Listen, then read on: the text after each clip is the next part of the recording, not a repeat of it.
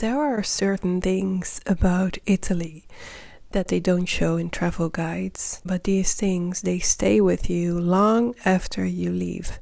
Here are some things, unusual things, why I adore Italy. One of them is how people treat their dogs. They are not just pets here. They sit at cafe tables.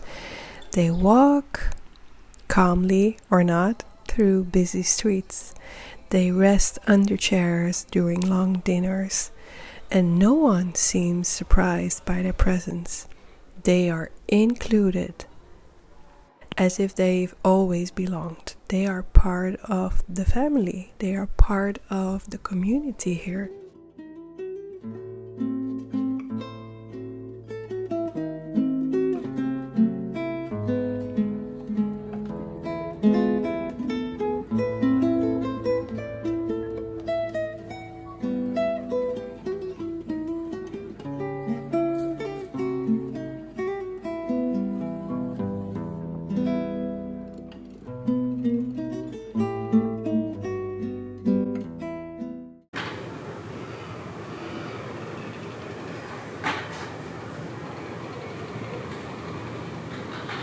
Another thing you will notice is how children here are really allowed to be children.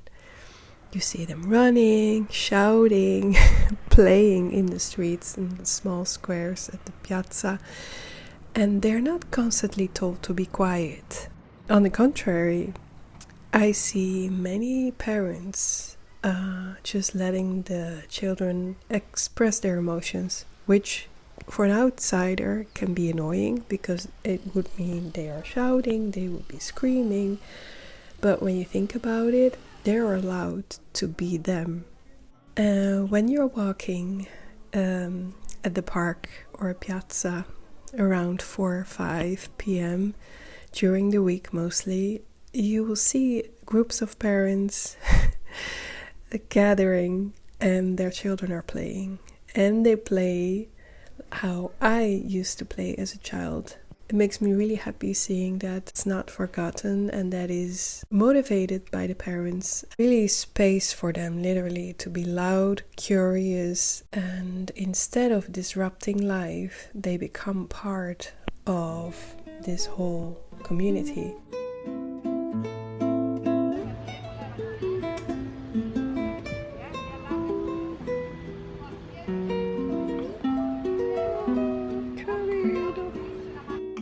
And maybe something that ties everything together, but is a little bit harder to explain, is the atmosphere.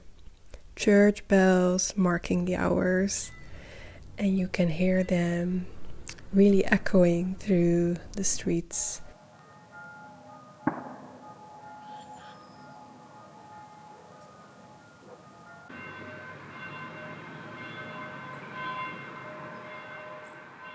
Or as you open your window or standing at your balcony, and suddenly that sound instantly reminds you you're in Italy.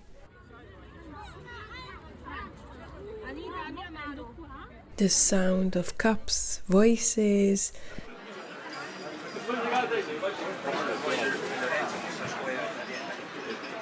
the smell of coffee in the morning, food being prepared behind open windows, and the plants that are spilling over terraces.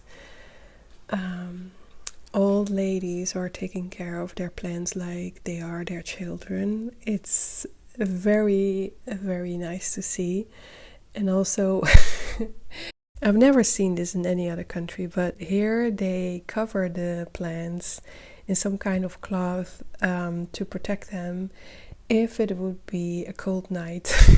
And it's like they are just making sure that they are safe and they are protected. And I think it's very cute. I really think that Italians know how to live, how to share moments, and how to appreciate beautiful things. And that's what makes it so hard to replicate anywhere else. It's really here. You can sense it as soon as you land. You're in Italy.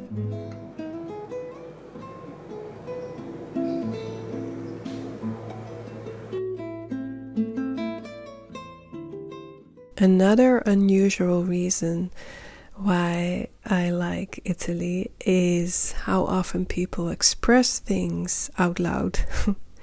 Small reactions, little sounds that they make, little gestures that they make, or words that don't always need a response.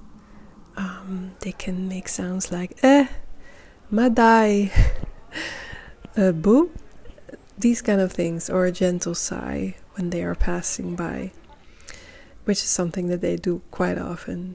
And it's not loud, it's not performative, it's just very expressive. And you feel like you're part of the game. People, they don't keep everything inside. They react to the moment as it happens. So, to a conversation, a situation, or even just when they are with their own thoughts. And somehow it makes everything feel very alive, more human. But here in Italy, there is this constant flow of small expressions that really connect people without needing a full conversation. You don't always understand the words, but you can definitely feel them. But yeah, it really changes the way a place feels because there is no distance.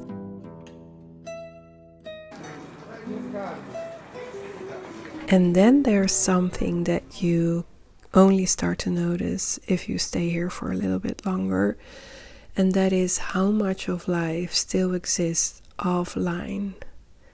I remember that I saw many people at the train stations reading actual books, and not because it's trendy, but really just because they prefer reading a physical book, holding it in their hands, on benches, on trains, at the beach, in cafes.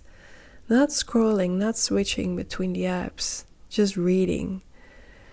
And it's not just adults. You also see children drawing, scribbling in notebooks, making something with their hands, sitting next to each other without needing a screen to fill the silence. There is this kind of ease in it, a comfort with doing one simple thing at a time. It probably has to do with the fact that Italy isn't overly modern. Bureaucracy, some systems, they're working very slow and many times inefficient. And small businesses still keep track of things in notebooks with pen and paper in ways that feel almost forgotten elsewhere. It's not always practical, but it's human. There is this closeness to it, a way of working, living, remembering that stays tangible. And I think that's the beauty of it, because we're living in this world that is constantly optimizing, constantly updating, and there's something very grounding about things that remain a little analog, a little imperfect, a little slower. Because in that space, you're not just passing time, you're actually living. And maybe that's why I have a weak spot for Italy, because they're still praising the analog world. I know it's not perfect, but when it comes to art and creativity, I feel Italy still has a lot of respect for this, and especially with AI, and I feel this is very needed for us not to become disconnected from that and to remember where we come from. I wanted to thank you for having watched this video.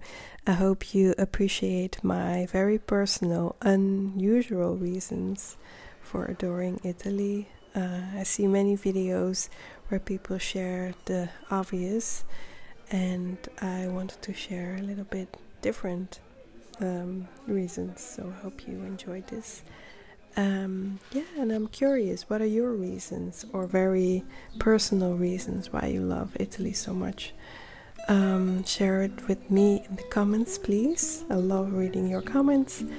And I hope you had a lovely Easter celebration. Also, if you enjoy my type of videos here on YouTube, I would kindly ask you to subscribe to my channel. It would really support me, and yeah, it's completely free. Until the next video, I say a presto and un abbraccio. Ciao!